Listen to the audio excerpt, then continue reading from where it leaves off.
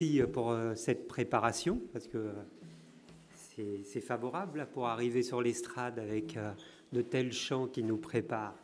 Est-ce que vous savez pourquoi vous êtes là ce matin? Est-ce que vous êtes venus pour entendre la parole de Dieu? Vous savez, la parole de Dieu, elle n'est pas toujours plaisante à entendre. Est-ce que vous êtes bien prêts à entendre la parole de Dieu? Parce que si le Saint-Esprit est là, c'est aussi pour nous parler. Pas simplement pour nous faire du bien et aller dans le sens que nous voulons entendre, mais c'est aussi pour entendre la parole de Dieu, le conseil de Dieu ce matin. Alors soyez bénis ce matin, que le Seigneur bénisse sa parole, qu'il trouve des cœurs bien disposés, Seigneur. Je crois que nos cœurs ont été préparés déjà à être disposés ce matin, mais que nous continuions d'être disposés à l'écoute de la parole de Dieu, parce que Dieu veut nous interpeller. Il veut toucher nos cœurs. Il veut faire de nous des pierres vivantes. Ça résonne fort. Hein? Je croyais que j'avais une voix tonitruante ce matin, mais c'est juste les micros. Alors ce matin, j'aimerais commencer par une parole de Jésus, une parole de Jésus que Jésus adresse à ses disciples. Donc si cette parole s'adresse à ses disciples, de fait, elle s'adresse également à nous. Le test était fait. Il arrive, tu crois? Je dois espérer. Je dois garder confiance. Ah oui, mais là...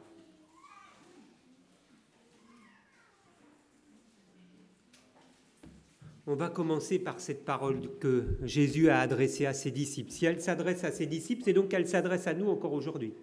Cette parole, il l'a adressée sur le sermon, lors du sermon sur la montagne. C'est une parole qui résonne dans mon cœur, qui résonne ce matin dans cette église. Cette parole que Jésus adresse à l'issue d'un enseignement qu'il vient d'apporter. Et il conclut par ce texte, « Car toutes ces choses, ce sont les gens de ce monde qui ne connaissent pas Dieu, qui les recherchent. Car toutes ces choses, ce sont les gens de ce monde qui ne connaissent pas Dieu, qui les recherchent. » Alors qu'est-ce que recherchent les gens de ce monde? Dans le contexte du texte présent, Jésus parlait de nos inquiétudes à l'égard du manger, des inquiétudes à l'égard du boire, de quoi nous allions être vêtus. Mais plus généralement, si nous pensions à ce que recherchent nos concitoyens, je pense que ces trois mots ressortiraient vraisemblablement dans les mots, dans les expressions de ce qu'ils recherchent le plus: l'amour, le bonheur, la réussite. Sauf que le monde dans lequel nous vivons met des images particulières derrière ces mots-là. Derrière l'amour, tout de suite, on y voit plutôt la recherche de la sexualité ou de la relation avec une autre personne. Derrière le mot du bonheur, on pourrait y mettre cette image d'une île au soleil. Derrière la réussite, tout de suite, la réussite dans l'esprit de l'homme d'aujourd'hui, tout de suite, il y met la réussite financière, l'argent symbolisé par tous ces billets. Il y a beaucoup de choses qui attirent les hommes aujourd'hui. Si on réfléchissait à ce qui les attire, je pense que beaucoup de choses nous viendraient à l'esprit. Et il faut dire que nous vivons dans une société complètement particulière. Une société qui est organisée autour du désir, autour des aspirations. Les sollicitations sont partout. Partout, nous sommes sollicités dans ce monde. Et je réfléchissais même à ça ce matin. Si on réalisait ce qu'ont vécu ceux qui nous ont précédés, un siècle ou 2 siècles avant, tout ce qu'ils n'ont pas connu et que nous connaissons aujourd'hui. Nous sommes harcelés de sollicitations dans ce monde. Je pensais à cela. Peut-être que certains aiment le sport dans cette salle. Il n'y a rien de mal à aimer le sport. Mais c'est incroyable tout ce que notre esprit peut être mobilisé sur tout ce qui touche au sport dans le monde dans lequel nous vivons. Le sport peut être partout, à la télé, dans nos pensées. Il peut être partout, il peut absorber toutes nos pensées. C'est incroyable cela. Il y a 1 siècle et demi, cela n'existait pas. Il n'y avait rien de tout cela. Il n'y avait pas de télévision, il n'y avait pas de radio. La plupart des sports que nous regardons aujourd'hui n'existaient pas. Le monde d'aujourd'hui, il est organisé pour nous solliciter de partout. On est pourchassé à la télé, les panneaux publicitaires, dans nos boîtes aux lettres. Et pire que cela, même si on arrive à passer outre, on a toutes sortes de messages qui nous arrivent sur nos ordinateurs, sur nos téléphones. On est sollicité de toutes parts, on est pourchassé de messages, de sollicitations. Et je crois que l'homme d'aujourd'hui, plus encore que ceux qui nous ont précédés, est amené à céder aux sollicitations. Il achète sans même avoir de besoin. Il consomme. Il consomme tout simplement parce qu'il répond aux multiples sollicitations dont il est la cible. Alors l'homme d'aujourd'hui fait des projets. Il imagine. Il se projette dans l'avenir. Et tout cela remplit ses pensées au point qu'il en est complètement absorbé, étouffé. Et son comportement progressivement se trouve modifié. Vous voyez que quand on est absorbé dans sa tête par quelque chose, par une passion ou par quelque chose auquel on aspire, on est tellement absorbé par cela qu'on en devient égoïste, que l'on ne recherche plus qu'à atteindre ce que l'on espère, on ne recherche plus que son propre intérêt. On peut même devenir agressif, parce que tout ce qui pourrait nous perturber devient un obstacle à nos plans. Rien ne doit perturber nos plans. Et déjà, du temps de Jésus, Jésus raconte cette parabole. Il parle d'un homme qui était riche, d'un homme qui avait beaucoup de terres, et ces terres avaient beaucoup rapporté. Alors il se posait des grandes questions. Il se demandait comment il allait bien pouvoir résoudre ce problème, comment il allait pouvoir rentrer toutes ses récoltes. Alors, justement, les projets des hommes. Voici ce que cet homme a dit. Voici ce que je vais faire, se dit-il. J'abattrai mes greniers, j'en construirai de plus grands, j'y amasserai toute ma récolte et tous mes biens. Et je dirai à mon âme, tu as beaucoup de biens en réserve pour de nombreuses années. Repose-toi, mange, bois, réjouis-toi. Et dans la même pensée, Jacques, dans son épître, nous dit que certains disaient de son temps, « Aujourd'hui ou demain, nous irons dans telle ville. Nous y passerons une année.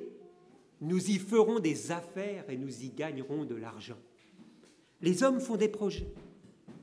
Et puis d'un seul coup, soudainement, en un jour, tout s'écroule. Tout s'écroule en un jour.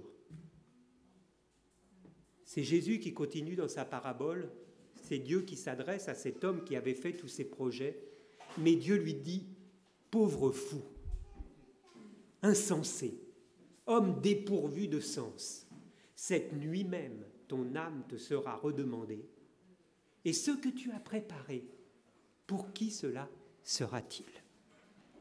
De même, Jacques continue dans son épître en nous alertant, en essayant de nous faire comprendre le sens des choses. Et Jacques nous dit, dans cet autre passage que je citais dans l'épître de Jacques, « Vous qui ne savez pas ce qui arrivera demain, en effet, qu'est-ce que votre vie ?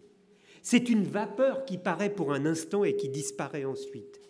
Vous devriez dire au contraire, si Dieu le veut, nous vivrons et nous ferons ceci ou cela. » Combien d'hommes, de femmes dans ce monde construisent leur vie sur des fondements qui sont incertains ? Combien d'hommes et de femmes construisent leur vie sur des projets sans même réaliser qu'ils sont en train de passer à côté, que tout ce qu'ils sont en train, toute l'énergie qu'ils ont mobilisée, tout cela peut devenir du vent en quelques instants. Jésus nous dit, il en est ainsi de ceux qui amassent des richesses pour eux-mêmes, mais qui ne sont pas riches pour Dieu. Leur vie, finalement, comme cette image, leur vie, c'est un peu comme un château de cartes. Ils ont passé un temps infini à construire quelque chose, et en un instant, tout peut s'écrouler. En un instant, il n'y a plus rien. Et alors, finalement, toute cette énergie, à quoi cela a-t-il servi ? Tout ce que tu as préparé, à quoi cela servira-t-il ? Jésus termine ce passage des paraboles en nous disant cela, donc dans Luc chapitre 12 et verset 15, « Gardez-vous avec soin de toute soif de posséder, Ne cherchez pas à avoir toujours plus de choses, car la vie de quelqu'un ne dépend pas de ce qu'il possède. La vie de quelqu'un ne dépend pas de ce qu'il possède. Il a beau être riche, sa fortune ne lui assure pas la vie véritable. Ne vous amassez pas, disait Jésus, des trésors, des richesses sur la terre, là où elles peuvent rouiller, là où elles peuvent se détruire, là où elles peuvent être volées, mais amassez-vous des richesses auprès de Dieu. Alors, devant cette triste constatation, c'est pourtant la réalité de la plupart de nos contemporains au jour d'aujourd'hui. Alors, justement, devant cette triste constatation, posons-nous la question, que recherchons-nous ? Nous, chacun d'entre nous, ici présents, que recherchons-nous ? Posons-nous la question. Est-ce que nos aspirations, nos désirs sont différents de ceux de nos contemporains ? Posons-nous cette question à nous-mêmes, frères et sœurs. Est-ce que nos aspirations sont différentes ? Nous venons à l'église le dimanche matin. Peut-être que nous venons à l'église en semaine. Mais quelles sont nos aspirations ? Quels sont nos buts dans notre vie ? Posons-nous cette question, car toutes ces choses, ce sont les gens de ce monde qui ne connaissent pas Dieu qui les recherchent. Cela donc suppose à l'inverse que ceux qui connaissent Dieu aspirent à d'autres choses. Donc posons-nous la question. Si nous répondons honnêtement à cette question, il est probable que nous serons obligés de constater qu'il y a beaucoup de similitudes dans nos choix, dans nos désirs, dans nos aspirations. Car l'esprit de notre société se répand insidieusement dans nos pensées, dans nos foyers, dans nos vies. Qu'on le veuille ou non, l'esprit de la société est partout. Il se répand partout. On ne peut pas passer outre et il faut vraiment en être conscient pour pouvoir y résister. Et c'est la raison pour laquelle nous devons réagir, frères et sœurs. C'est la raison pour laquelle nous devons avoir des objectifs différents. C'est impératif. Nous devons avoir des objectifs différents, des aspirations différentes. C'est pour cela que Paul nous exhorte, nous encourage, à cause de l'immense bonté de Dieu, à offrir vos corps comme un sacrifice vivant, saint et agréable à Dieu, ce qui sera de votre part un culte raisonnable. Vous connaissez ce texte, ce n'est pas la première fois qu'on le lit à l'Église.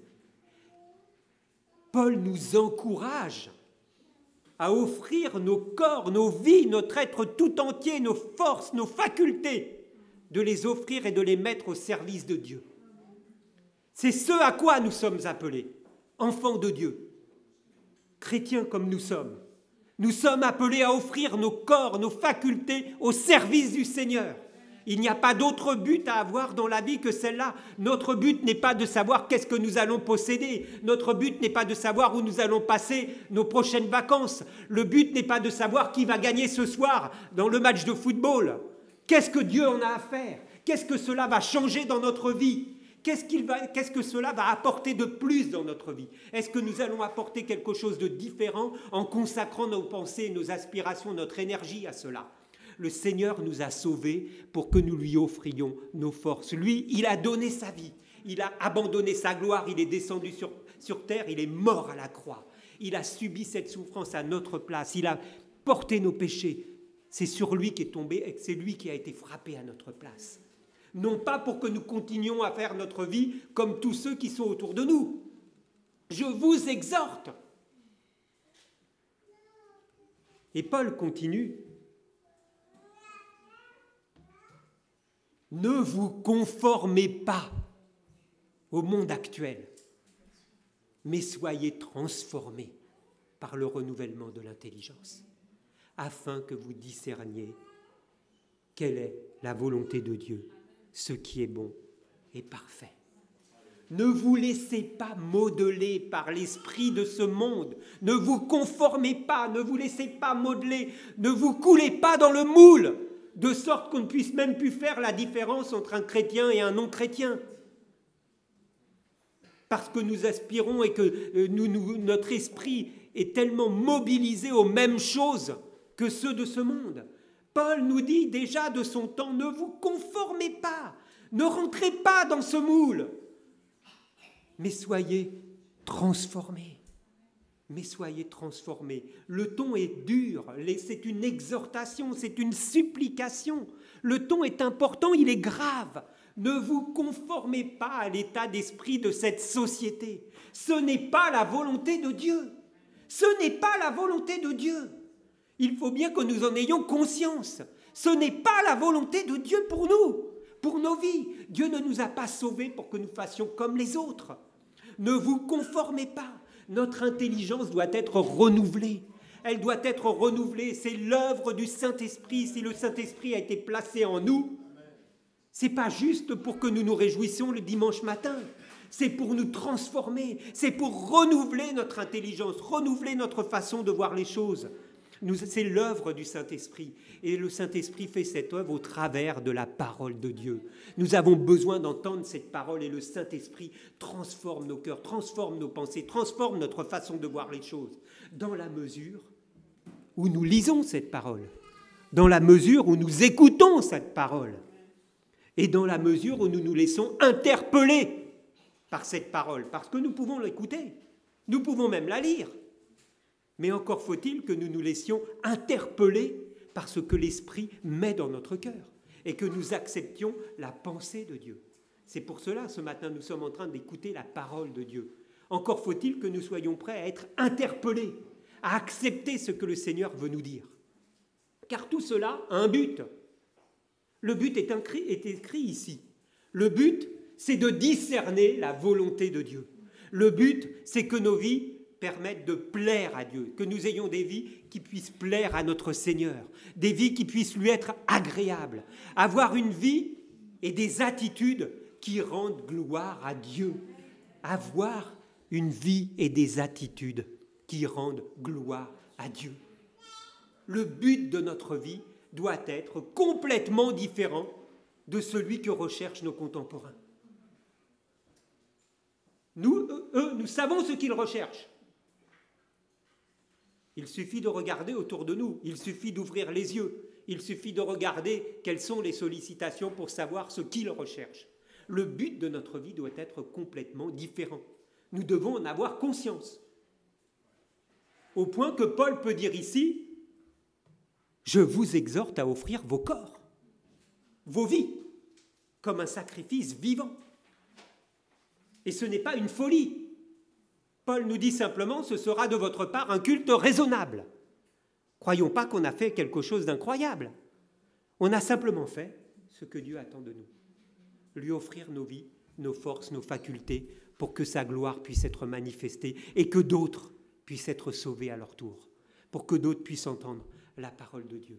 Notre façon de voir les choses, notre façon de concevoir la vie doit être renouvelée. C'est ce qu'on appelle un changement de paradigme. On doit avoir une autre perception des choses. Nous devons refuser la perception que le monde nous donne. Nous devons refuser d'accepter de nous mettre dans le moule de ce que ce monde et cette société veulent nous faire croire. Le monde est ainsi juste pour qu'on consomme. C'est le seul intérêt de ceux qui nous envoient les messages. Consommer et nous deviendrons riches. Mais nous devons avoir ce changement de regard, de vision, d'orientation sur notre vie et sur ce qui se passe devant nous. Et alors, les choses seront différentes. Et prenons garde dans cela de ne pas prendre notre volonté pour la volonté de Dieu. Déjà, du temps d'Israël, dans Ézéchiel, chapitre 28, verset 2, Dieu dit au peuple d'Israël, « Ton cœur s'est élevé. Et tu as dit, je suis Dieu. Je suis sur le siège de Dieu. » Et Dieu de répondre, mais tu n'es qu'un homme et non Dieu. Tu prends ta volonté pour la volonté de Dieu. Et j'entendais cette illustration que nous donnait Fabrice récemment dans un des messages sur les fondements, bien souvent nous agissons comme le disait notre frère. Nous venons devant Dieu avec le plan et nous disons à Dieu, agrée le plan. Voilà, moi j'ai le plan. Voilà ce que je veux, Dieu. Agrée mon plan. Et en faisant cela, nous nous faisons Dieu. Nous nous mettons sur le siège de Dieu. Et nous prenons notre volonté pour la volonté de Dieu. Mais la volonté de Dieu n'est pas de répondre simplement à nos désirs ou à nos aspirations. Bien sûr, nous venons à l'église, nous écoutons la parole de Dieu. Mais que faisons-nous de la parole de Dieu? Si notre esprit est rempli de toutes les aspirations de ce monde, alors la parole de Dieu, elle est rapidement étouffée. Parce qu'il y a déjà un match qui a commencé là quand je sors là de l'église. Je veux savoir où en est le résultat. Mon esprit est mobilisé par toutes sortes de choses.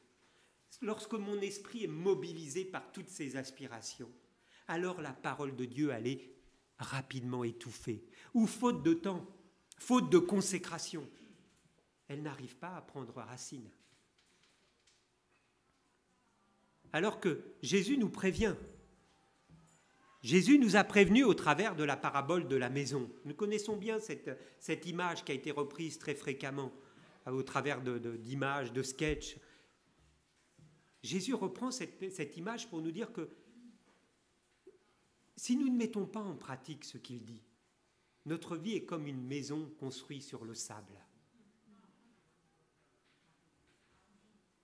Et en ne mettant pas en pratique la parole de Dieu,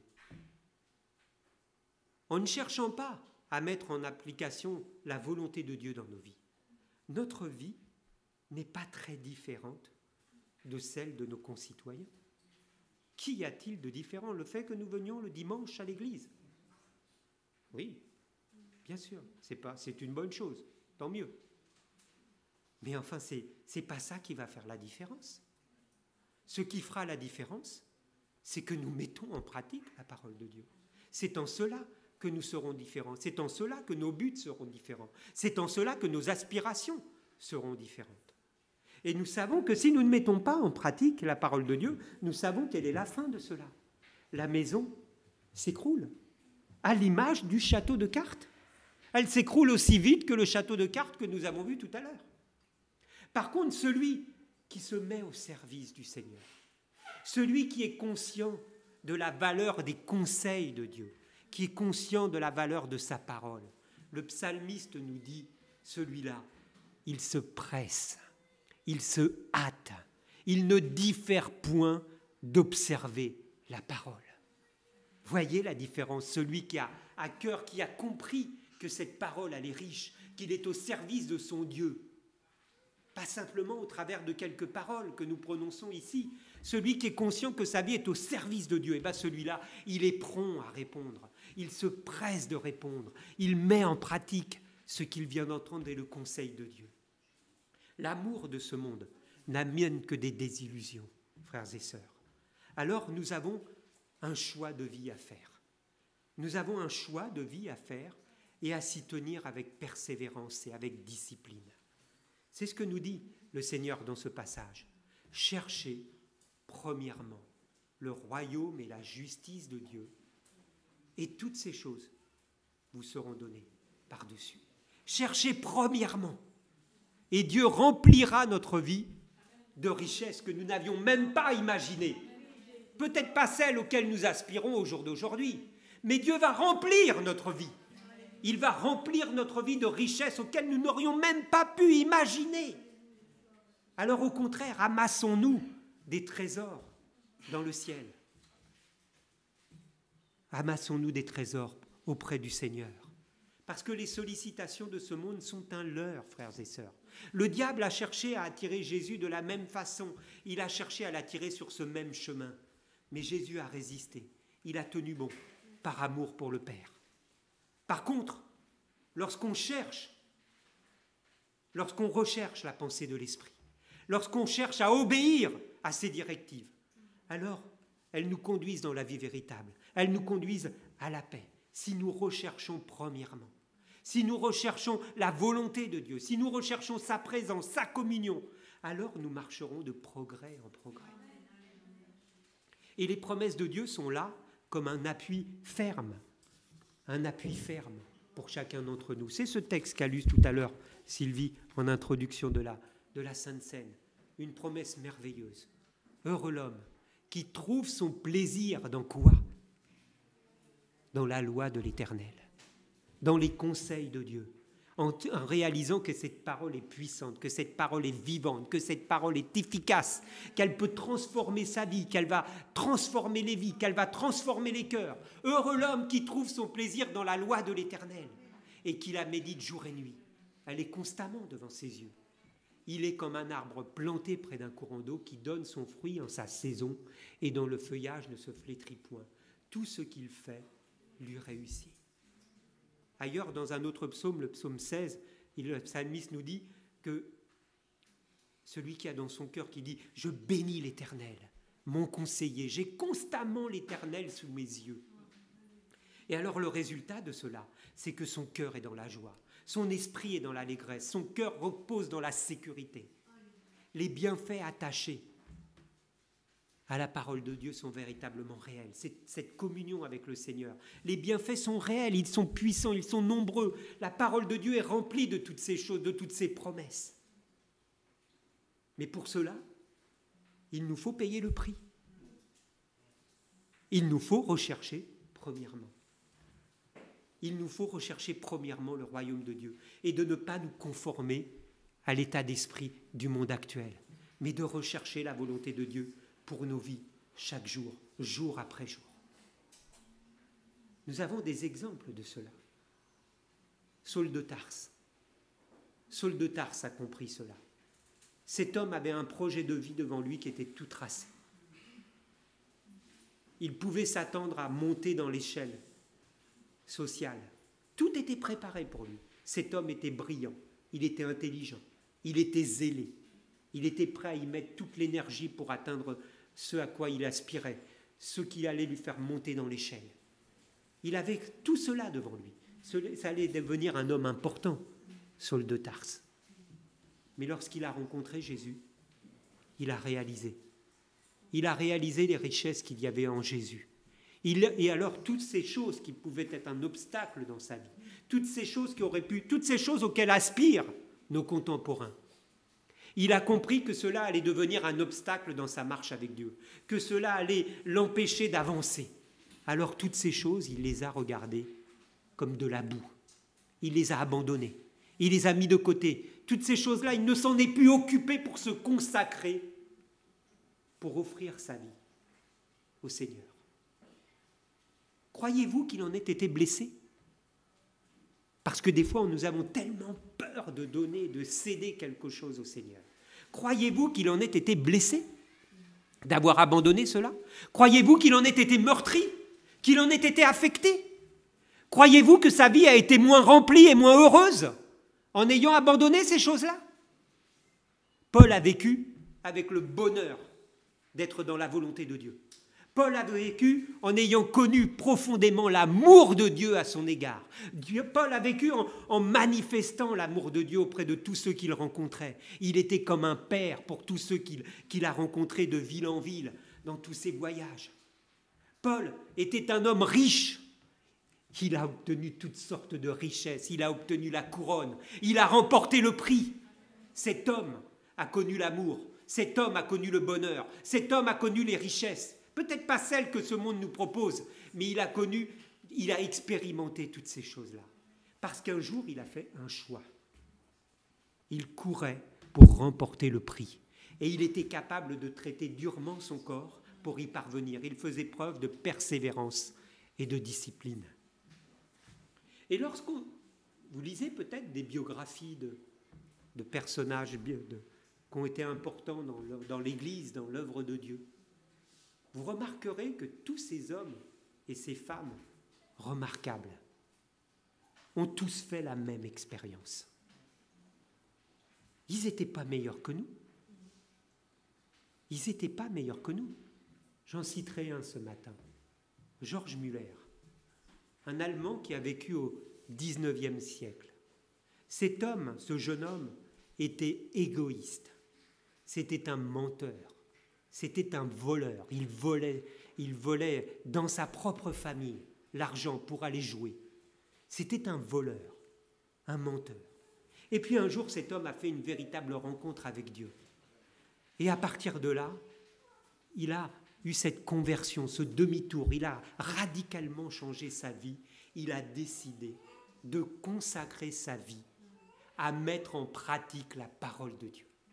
Il a consacré sa vie au service de Dieu. Et cet homme a décidé de faire confiance à Dieu dans toutes les circonstances de sa vie. Et alors, il a eu un appel dans son cœur d'ouvrir, de se mettre au service des orphelins. Il était pasteur, mais il a décidé d'abandonner son église pour se consacrer à cette mission auprès des orphelins. Il faut vraiment être appelé pour faire une chose comme cela. Cet homme a consacré sa vie à cela. Il n'a jamais fait un appel de don pour recevoir de l'argent. Jamais. Il s'est contenté de prier son Père, de prier son Dieu, pensant que Dieu était capable de répondre à ses besoins. Et toute sa vie, cet homme, constamment est venu demander à Dieu l'argent qu'il lui fallait pour créer les orphelinats. Et plus de 20 000 orphelins ont été accueillis dans l'orphelinat de Bristol que nous avons en photo sur cette image. Il a ouvert d'autres orphelinats et pendant toute sa vie, il a consacré son service à cela. Et puis à l'âge de 70 ans, il s'est dit, mais il faut que je raconte cela. À 70 ans, là où ça fait bien longtemps qu'on a pris notre retraite et qu'on est en repos. C'est aux jeunes et aux autres de passer sur le devant de la scène. À partir de 70 ans, il a décidé de parcourir le monde entier pour raconter ce que Dieu avait fait dans sa vie. Il a parcouru le monde entier. Il a été dans 42 pays différents. Il a prêché des milliers de messages, plusieurs par jour. Plus de 3 millions de personnes ont entendu son message de 70 ans à 85 ans. Jusqu'à la fin de sa vie, cet homme s'est consacré à Dieu. Une seule vie consacrée au Seigneur. Offrez vos corps comme un vivant sacrifice. Une seule vie a fait la différence dans des dizaines de milliers de personnes. Lorsqu'il jouait, lorsqu'il volait, lorsqu'il mentait, il n'était pas heureux. Il a décidé d'offrir sa vie à Dieu, et alors sa vie est devenue d'une richesse incomparable. Notre but, frères et sœurs, doit être de rechercher à plaire à Dieu, d'avoir une vie qui lui rende gloire, en fonction des dons, des capacités qu'il nous a données, mais d'offrir ces dons et ces capacités au Seigneur, afin que le Seigneur nous enrichisse, qu'il les développe et qu'il nous permette de témoigner de sa gloire, de son amour, pour que d'autres personnes puissent être touchées.